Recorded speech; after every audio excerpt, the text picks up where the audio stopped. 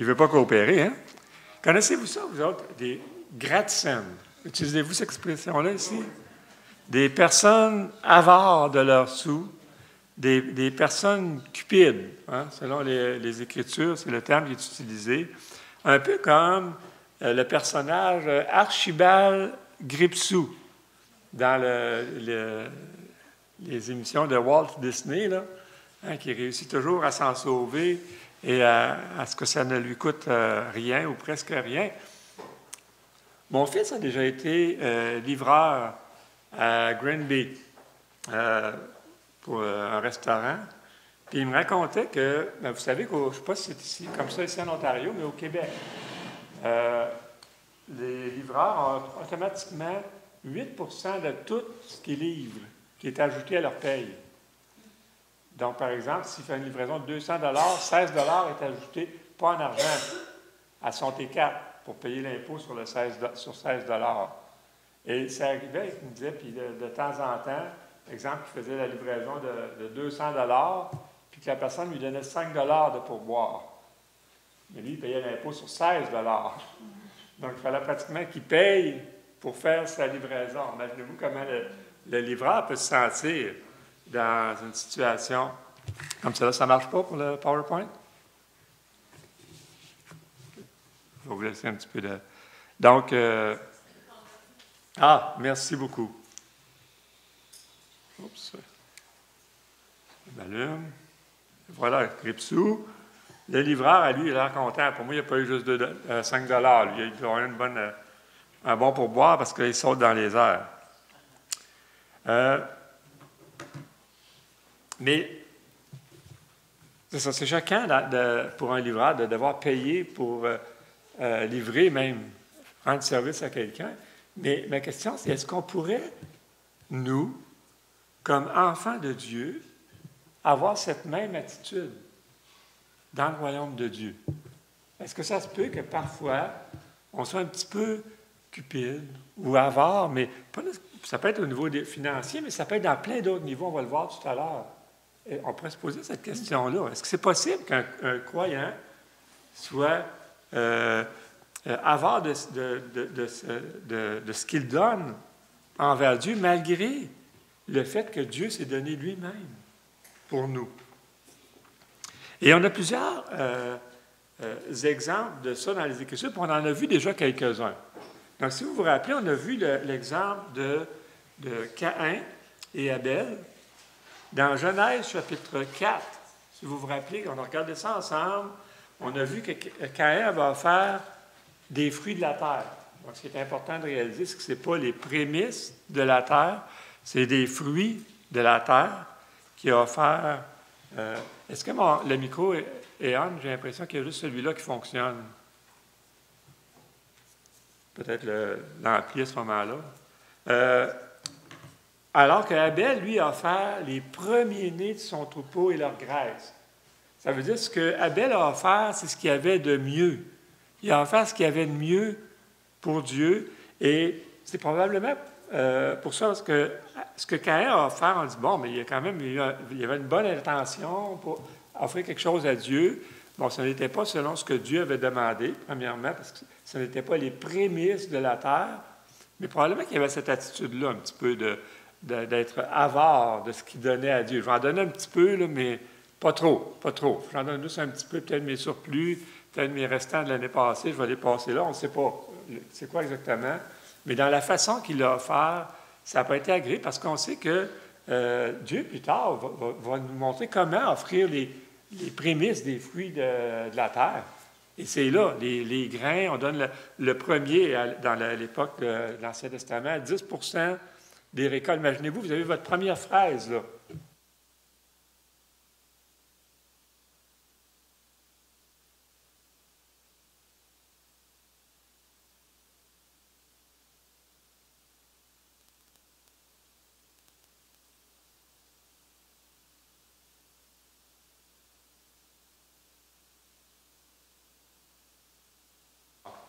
Un autre exemple qu'on a vu il y a quelques semaines, 2 semaines, je crois, c'est l'exemple de Noé.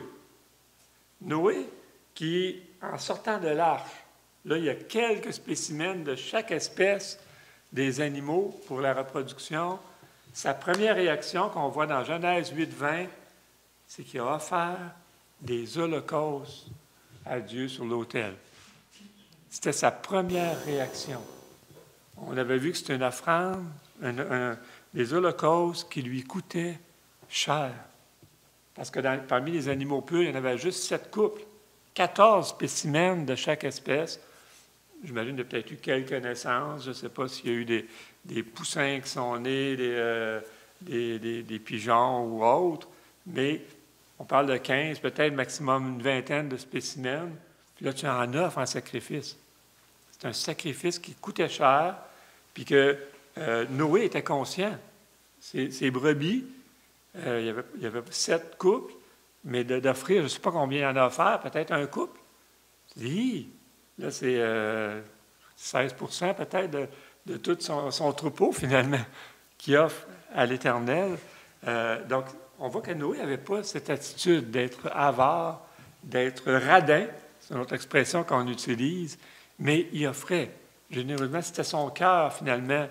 Et ce qu'on a vu, c'est que ça avait été agréable, d'une agréable odeur à Dieu. Et je ne pense pas que c'est la senteur de la graisse puis de la viande qui a été agréable. C'était l'odeur du cœur de Noé quand il a fait ça. Parce qu'on peut, on va le voir dans le prochain verset, dans 1 Samuel, Samuel nous dit, elle travaille à l'envers, ce manette-là. Samuel dit, regardez bien la parole qui a été dite dans 1 Samuel 15, 22.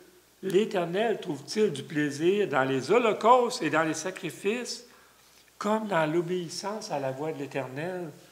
Voici, l'obéissance vaut mieux que les sacrifices, et l'observation vaut mieux que la graisse des béliers. » Donc, même en offrant des sacrifices selon tout le standard que Dieu a établi, sous l'Ancienne Alliance, on pouvait même ne pas être agréé par Dieu.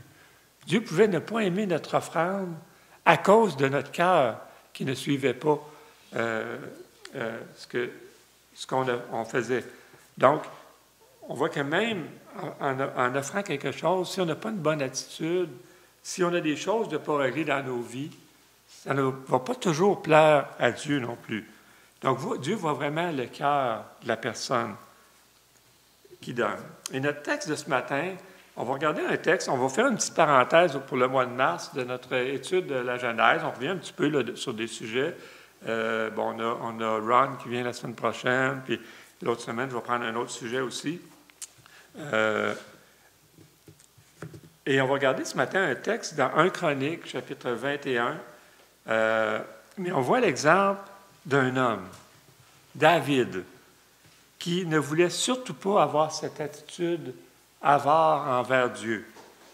Notre texte se situe juste après que David a commis le péché d'ordonner un recensement de son armée. Et Dieu a frappé l'armée de David, ses sujets.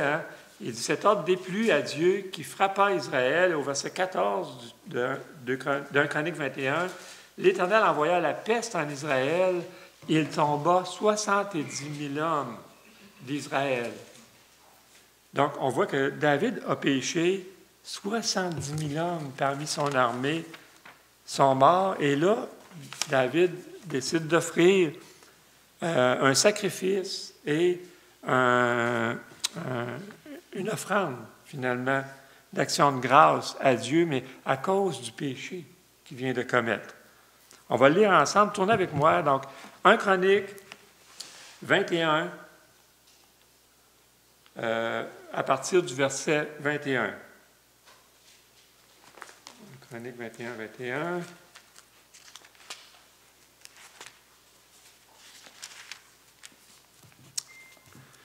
Voilà ce qu'on y lit.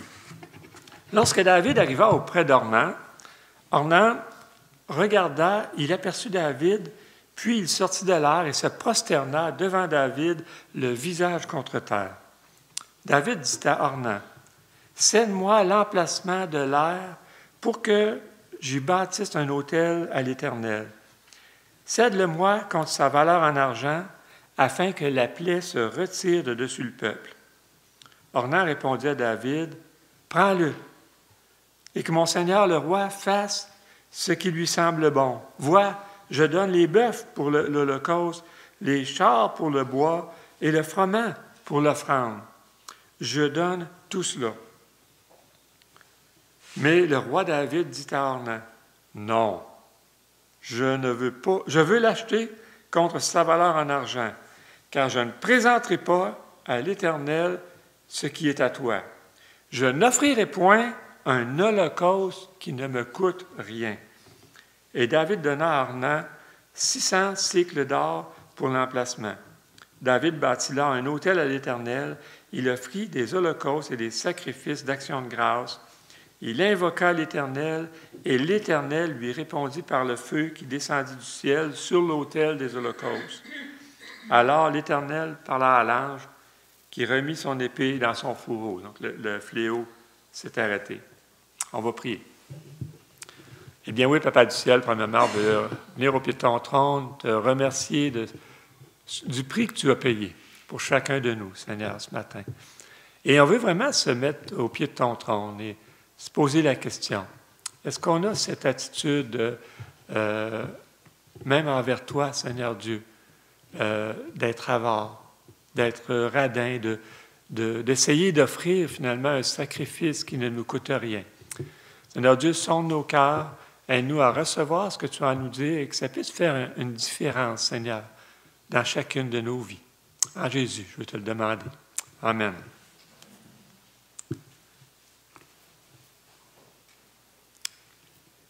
Donc, on voit ici que David aurait pu s'en tirer à très bon compte. Hein? Ornan offre de tout payer ce qu'il faut pour le sacrifice. Même les bœufs, il dit, prends mes bœufs, offre-les en sacrifice, prends mes chars pour le bois que tu as besoin pour faire le feu, je te donne même le froment pour l'offrande d'action de grâce, vas-y, tout est à toi. Alors, on dirait, hey, David, profites-en, tu le mérites bien ça. Finalement, tu es bien son roi, là, tu sais, quand même, c'est à toi, ça t'appartient. Vas-y, profite-en, ça ne te coûtera rien cette fois-là. Mais David, lui, ne voyait pas ça comme ça. David dit pas question, no way. Là, je paraphrase évidemment. Hein? Mais l'homme, selon le cœur de Dieu, refuse d'offrir un holocauste qui ne lui coûte rien. Il nous dit la fin du verset 24. David savait que c'est lui qui devait payer pour ce sacrifice-là, pour cette offrande-là. C'est lui qui avait péché, qui avait commis un crime à travers du recensement. C'est donc lui qui voulait implorer le Seigneur pour son sale péché. Je dis sale péché parce que le péché, c'est jamais propre. Ce n'est pas son propre péché, là. Mais il voulait payer pour son sale péché qu'il venait de commettre. C'est donc lui qui devait assumer entièrement le coût de tout ce que ça prenait qui entourait ce sacrifice-là. C'est aussi lui qui voulait exprimer sa reconnaissance envers Dieu pour le pardon que Dieu lui accorderait, même par la foi, parce que ce n'était pas fait encore. Donc, c'est lui qui devait offrir cette offrande d'action de grâce. On voit même que David ne veut pas que quelqu'un d'autre paye pour lui. Puis on voyait au verset 14 du texte, 17 du texte, il demande même à Dieu que ta main soit sur moi et sur ma maison, pas sur le peuple d'Israël. Eux autres, ils n'ont rien fait de mal, c'est moi qui est le coupable. Donc, il voulait vraiment que ce soit lui, même lui et sa famille, qui payent pour ça, personne d'autre. Donc, on voit vraiment son cœur, c'est moi qui ai péché, c'est moi qui mérite de payer. Mais prenons le temps de regarder, c'est quoi le crime de David? Il a demandé un recensement de ses hommes de guerre, de son armée finalement. Mais pourtant, Dieu, à plusieurs reprises dans la parole, a demandé de faire des recensements. Alors, c'est quoi le problème ici? Bien, premièrement, ce n'est pas Dieu qui a demandé le recensement. C'est David qui a demandé, je ne dis pas là tantôt, c'est David qui a demandé le recensement. C'est la première chose. La deuxième chose, on voit que, dans un sens, David veut se péter les bretelles du fait qu'il y a une armée tellement nombreuses. Et évidemment, ici, on parle d'hommes de combat. Et quand on lit ça, on se rend compte qu'il y avait 1 570 000 guerriers dans son armée. Il faut réaliser qu'à cette époque-là du règne de David, tout le territoire avait été conquéri, assujetti, que les frontières étaient en paix partout et qu'il n'avait pas vraiment besoin d'une telle armée pour défendre son royaume actuellement. Donc, ce que ça montre, c'est le cœur de David. Ça veut dire que David, finalement, voyait plus gros que la panse. Tout le territoire que Dieu lui avait donné ne lui suffisait pas. Il voulait probablement conquérir encore plus grand de territoire, parce qu'en temps de paix, c'est pas là que tu veux avoir une armée de plus en plus puissante. C'est quand tu veux faire la guerre. Et il n'y avait pas dans cette époque-là, il n'y avait pas d'ennemis qui les assaillaient présentement. Donc, ça montre quand même un péché d'orgueil aussi. Qu'avec 1 570 000 hommes d'armée, finalement, tu as plus ou moins besoin de Dieu pour te défendre. Hein? Tu as une bonne équipe pour te défendre et tu deviens plus autosuffisant. Mais Dieu lui montre qu'en un instant, il pouvait anéantir toute cette armée s'il l'avait voulu. En 3 jours, en fait, 5 % de tous ses effectifs sont morts. 70 000 hommes. Ça veut dire que si ça continuait 2 mois, il n'y avait plus d'armée. En 2 mois, toute l'armée aurait été anéantie avec un petit virus. Hein, il y avoir une petite pandémie sur Israël. En 3 jours, 70 000 morts. Si on parle d'une vraie pandémie. 70 000 morts en 3 jours, c'est quand même horrible, c'est majeur. Là. Je pense que c'est pire que la grippe espagnole, ça. Qui a eu, oui, 20 % de la population, mais on parle sur 2 ans pour la grippe espagnole. Donc, Dieu, on voit qu'il fait encore, cette fois, grâce à ce territoire du règne de David, mais encore cette fois, Dieu fait grâce à David. Au verset 27, l'Éternel parla à l'ange qui remit son épée dans son fourreau. Donc, la fléau s'est arrêtée et il n'y avait plus eu de mort après ça.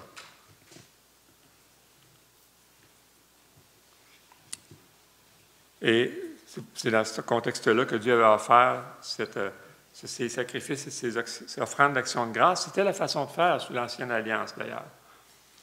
En bout de compte, même si David ne voulait pas que des innocents paient pour son crime, en offrant des animaux en sacrifice, c'est quand même des animaux innocents qui ont payé pour son crime, en bout de compte.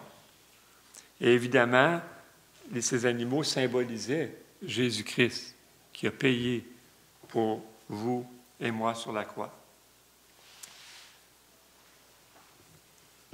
Or, sous la Nouvelle Alliance, c'est Jésus-Christ qui est ce sacrifice-là ultime.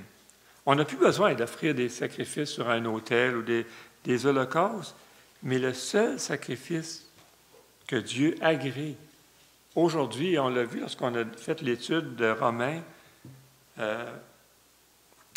12, 1, je vous exhorte donc, frères, par la compassion de Dieu, à offrir quoi? Vos corps comme un sacrifice vivant, saint et quoi? Agréable à Dieu. Ce qui sera de votre part un culte raisonnable. Donc, le sacrifice ultime a été offert par Jésus pour nos péchés. Ce que Dieu s'attend de nous, par la bouche de Paul ici, c'est que on offre maintenant nos corps, nous qui avons été rachetés. Quand on réalise ce que ça veut dire racheter, c'est qu'on appartient maintenant à Dieu. Il dit maintenant, offrez vos corps comme un sacrifice vivant, saint, agréable à Dieu. Donc, si on transporte cette illustration-là de la vie de David, qui dit qu'il ne veut pas offrir un sacrifice qui ne lui coûte rien, un holocauste qui ne lui coûte rien, à nous aujourd'hui, toujours dans le contexte de Romains 12.1. Qu'est-ce que ça pourrait vouloir dire? Dans quel domaine on pourrait appliquer ce principe-là? Qu'on offre à Dieu quelque chose qui va nous coûter de quoi? Puis qu'on soit d'accord de dire, oui, je vais payer. Le premier domaine, qui nous vient à la pensée lorsqu'on parle d'offrir quelque chose à Dieu, c'est l'offrande. Évidemment, puis je remercie le Seigneur pour votre offrande. On va voir d'ailleurs le 3 avril que le peuple de Dieu a été généreux malgré tout le contexte qu'on a vécu. On a même eu des surplus l'année passée. Bon, il y a eu moins de dépenses aussi, avouons-le. Mais merci Seigneur, parce qu'on a un peuple généreux. Mais on a un exemple que Jésus nous a donné dans l'Évangile selon Luc, par rapport à la façon de donner même notre offrande. Vous connaissez tous l'histoire de la pauvre veuve qui avait mis 2 petites pièces qui représentaient, là, on ne le dit pas dans le Luc, je crois que dans le Matthieu ou Marc, on le dit, que ça représentait un quart de sou. Ben voyons donc, c'est assez cheap, hein, tu sais. Puis c'est ce que les gens devaient se dire. Tu sais, ça ne représente rien, ce qu'elle a mis là, mes yeux. Jésus dit, lui, ce qu'il voyait, ce n'était pas les 2 petites pièces. Il voyait le cœur de la dame qui était en arrière. Il dit, cette dame-là vient de donner tout ce qu'elle avait pour vivre. C'était probablement son dîner puis son souper, ça, pour la journée. Elle l'a donné. Et c'est ça que Jésus voyait. Donc, la façon d'offrir notre offrande, oui, c'est important. Là, on veut que le royaume de Dieu continue, mais la façon qu'on va l'offrir va être importante. Jésus mentionne que c'est les riches qui ont donné avant elle, c'est juste leur superflu qu'ils ont donné. Ce n'était pas une offrande qui coûtait quelque chose. Ils ont fouillé dans le fond de leur poche, puis ils ont trouvé quelques pièces, puis ils les ont mis, puis c'était beaucoup plus que la dame. Mais c'était leur petit change. Et un exemple de ça, peut-être pour nous aider à comprendre à nous, aujourd'hui, une vedette bien connue, hein, Céline Dion. Imaginez-vous que Céline Dion a été prise de compassion pour une mendiante sur le bord de la route, et là, elle ouvre son beau sac griffé Céline Dion, et elle commence à gratter dans le fond, puis elle sort 3 billets de 100, puis 2 billets de 20, puis elle donne ça à la mendiante. Wow! Quelle générosité, hein? On va même des fois, on met ça dans les nouvelles, là. C'est énorme. Mais elle a juste fait un ménage dans son sac, là. Ça traînait dans le fond, parce qu'on est débarrassé, là. C'est comme moi, quand je fouille dans le fond de mes poches, puis là, il n'y en a pas pantoute aujourd'hui, là. J'ai mis mes pantalons propres, mais c'est à peu près ça pour elle. 340 $, c'est quoi? Pour elle, c'est du petit change, là. Elle fait ça, je pense, à chaque minute, comme revenu, là. Donc, mais c'est ça. Ce que Dieu voit, c'est le cœur. Est-ce que Dieu est impressionné quand Céline Dion donne 320 $? Je ne pense pas. Ça ne l'impressionne pas nécessairement. Peut-être, par contre, si quelqu'un qui travaille au McDo et qui a juste un petit salaire donne 320 $, au palais, là, pour Dieu, ça va être un sacrifice qui va être agréé. Je ne parle pas de donner hors de toute proportion, là, mais la façon que vous allez le faire, ce que ça vous coûte, c'est ça que Dieu regarde, premièrement. Et je veux juste rester dans le thème de l'argent, parce que je pense que c'est un des problèmes de notre société, justement, que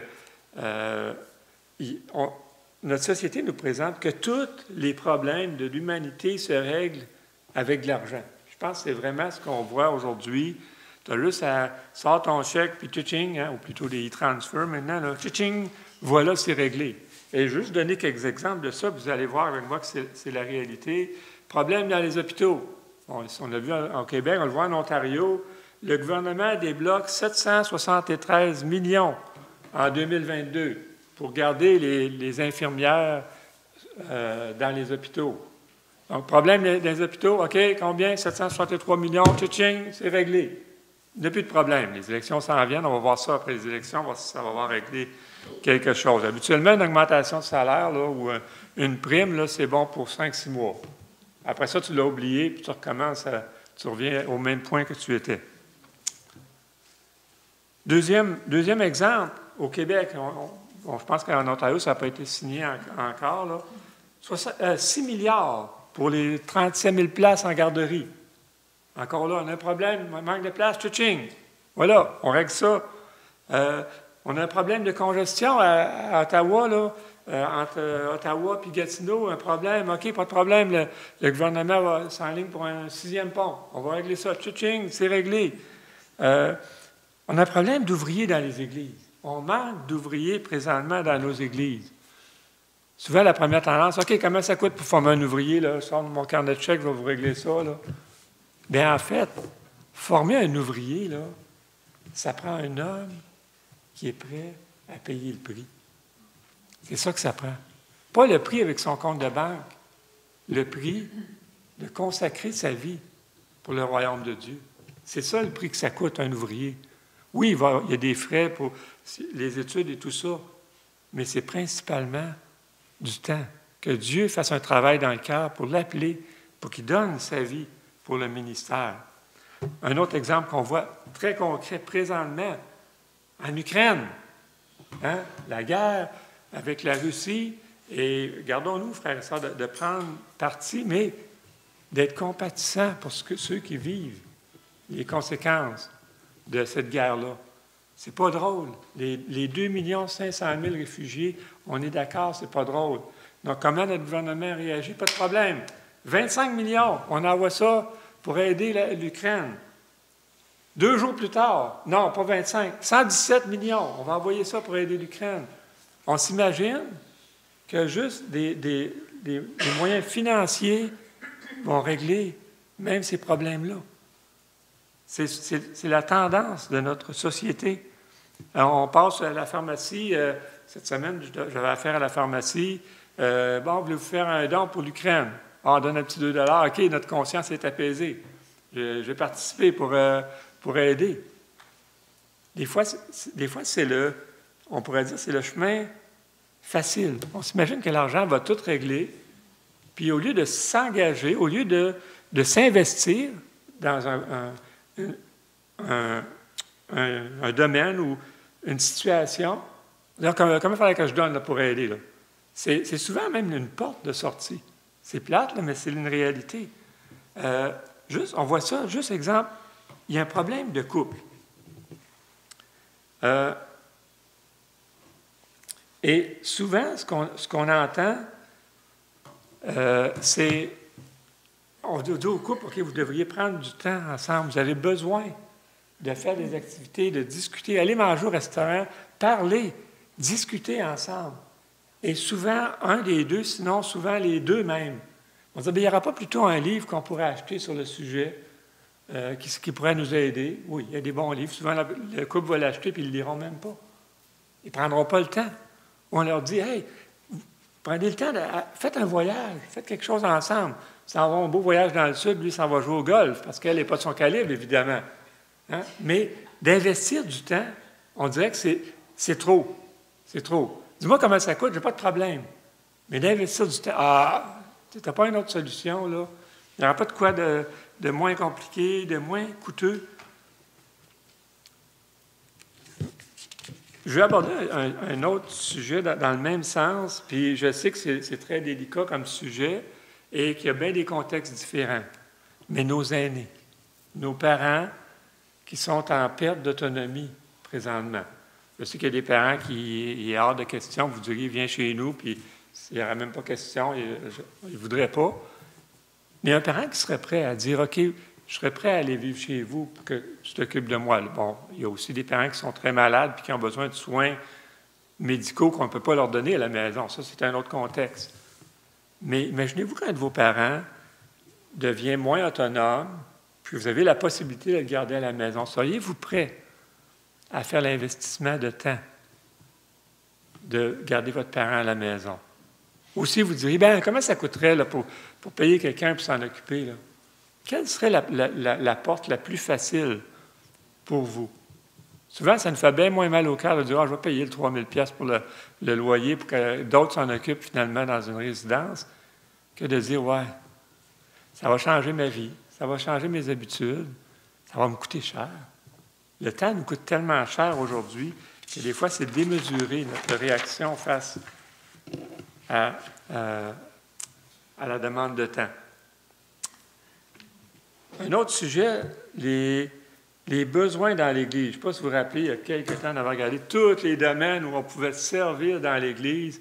Et je me réjouissais justement hier de cette belle gang. En passant, on a encore un grand besoin pour la semaine prochaine. Si on a le même nombre de personnes, on va terminer ça probablement assez tôt. Tout va être propre, tout va être revenu. On a terminé hier, je pense, à 6 heures, autour de 6 heures, de tout ramasser, puis remettre les haut-parleurs à leur place et tout, là, faire fonctionner ça. Même j'ai terminé ce matin un petit peu. Là. Mais par rapport à tous ces besoins-là, c'est quoi notre réaction quand vient le temps qu'il y a un besoin dans l'Église? Ça, c'est tous des besoins, là. Hein, on l'a déjà mentionné, on a besoin de quelqu'un pour reprendre la jeunesse avec moi et Suzy. On a besoin dans plein de domaines. Et quelle est mon attitude? Est-ce que je vais dire, bien, y a-t-il un ministère que je pourrais faire juste pendant le culte le dimanche, là, une fois par mois, je pourrais le faire? La question que je voudrais qu'on se pose, est-ce que ça te coûte vraiment quelque chose? Est-ce que ce genre de ministère te coûte quelque chose? Est-ce que ça serait d'offrir à Dieu quelque chose qui ne te coûte rien? Un peu comme on le voit dans notre histoire de David. Et si ce ministère-là te demandait un peu de préparation chez vous, de faire quelques appels, est-ce que ce serait trop cher à payer pour offrir ça à Dieu? Parce que quand on réalise le prix que ça a coûté à Dieu pour nous donner la vie éternelle, puis là on dit, bon, offrir vos corps comme un sacrifice vivant. OK, on va faire une petite chose le dimanche. Est-ce qu'on est en train de, soit de voir bien trop important le sacrifice qu'on fait, ou on voit bien trop peu important le sacrifice de Christ? C'est un petit peu la question qu'on pourrait se poser. Quelle est mon attitude? Est-ce que je suis radin, finalement, envers le Seigneur? Que dire maintenant de la prière en 2022? Mais ça prend du temps. Ça prend du temps à prier. Penses-tu que j'ai le temps de prendre une demi-heure par jour pour prier? Hey, une demi-heure, c'est 4 de tout le temps de ma journée. Hey, penses-tu que j'ai le temps de faire ça? C'est 6 de tout le temps que je suis, 6,25 même du temps que je suis réveillé. Hey, c'est énorme comme investissement. Puis pire que ça, c'est 16,6 de mon temps libre. Hey, c'est 1/8 du temps libre que j'ai. Penses-tu que j'ai le temps de prier? Et souvent, on voit, exemple, on a Ron Pierce qui vient la semaine prochaine, là. Et il va nous partager ce qu'il vit et il va nous partager les besoins de prière. Souvent, c'est bien plus facile de fouiller dans notre porte-monnaie et sortir 20 $ pour participer que de dire, regarde, Ron, je vais prier pour votre ministère. Je vois que c'est important, je vais prendre le temps de prier puis de le faire. Pour nous, le temps est rendu tellement précieux en 2022 que ça a besoin de coûter cher pour que je choisisse la prière à la place d'investir. Puis c'est la réalité, frères et sœurs, malheureusement, même dans l'Église, même ma réalité personnelle. Est-ce qu'on est prêt? Il y a un ministère qu'on a à cœur, on dit oui, on voit la pertinence, on voit ce qui se passe, même ils ont un ministère auprès de l'Ukraine, puis c'est tout un ministère, puis ils ont des portes qui sont en train de se fermer, même en Chine, pour distribuer de la parole de Dieu. Le gouvernement bloque toutes les portes. Ils ont besoin souvent de faire des voyages pour transporter 4-5 Bibles dans le fond de leur bagage pour qu'ils puissent en avoir. Mais écoutez, amener 4-5 Bibles, ça prend un voyage qui coûte peut-être 2000 $. Là. Ça fait cher de la Bible. Là. Mais c'est important. Les églises ont besoin de Bibles en Chine aussi, dans ces pays-là. Donc, souvent, c'est bien plus facile de dire, regarde, je vais sortir mon carnet de chèques, dire, oui, je vais donner, je vais supporter le ministère, mais plus que ça. Je vais prendre peut-être 2 minutes par jour, puis je vais prier pour votre ministère. Je vais être avec vous. Puis ça, c'est quelque chose que, personnellement, je pense que c'est une erreur qu'on fait comme Église. comme association, comme peuple de Dieu. On prépare des hommes, des femmes pour s'en aller dans la mission, dire allez-y, on va vous former, on va vous équiper, on va vous soutenir financièrement, allez-y. Puis on n'est pas en train de prier avec eux. Les Jutras, on vous l'avez vu cette semaine, je vous ai envoyé, là, puis je ne vais pas passer par Carmen, c'est trop urgent, je l'ai envoyé directement. Mais ils sont en train, justement, ils sont en Pologne, puis ils reçoivent, ils ont, je pense, ils disaient 1,5 ou 1,5 million de réfugiés à s'occuper, là. Puis ils offrent des repas et tout ça. Mais est-ce qu'on est en train de prier pour eux? Oui, on veut participer financièrement. Mais est-ce qu'on est en train de prier pour ce magnifique ministère tellement important? Et ça, je veux vous encourager, frères et sœurs. Est-ce que on est en train d'offrir à Dieu quelque chose qui ne nous coûte rien? Est-ce que c'est ce qu'on... Oui, ça peut coûter des sous, mais des fois, c'est notre petit change. Est-ce qu'on est en train d'offrir à Dieu quelque chose qui ne nous coûte rien? Est-ce qu'on est prêt à ce que nos vies, frères et sœurs, pas nos comptes de banque, nos vies soient un sacrifice saint, agréable à Dieu? Est-ce qu'on est prêt à payer ce prix-là? Dans tous les domaines, pas financièrement, mais dans tous les domaines de notre vie, et surtout dans l'investissement de notre temps. On va se courber devant le Seigneur. Oui, Seigneur Dieu, ma prière, c'est que chacun d'entre nous, et moi le premier, Seigneur, on soit prêt à payer le prix pour te présenter un sacrifice vivant, saint, agréable à toi.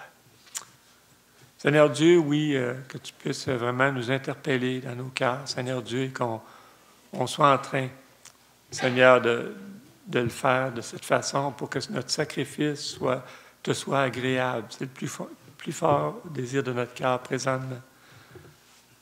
Seigneur Dieu, oui, montre-nous comment on peut être là, encore en 2022, Seigneur.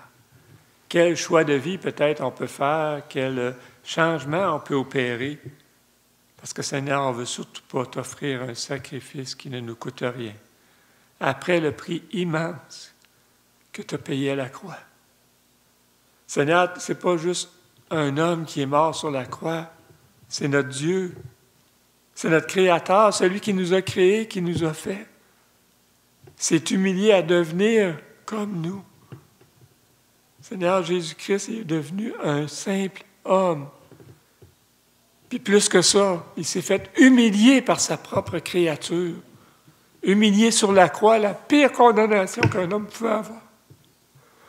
Seigneur, ce sacrifice est tellement cher pour nous qu'on veut t'offrir nos vies comme un sacrifice vivant, saint, agréable. En Jésus. Amen.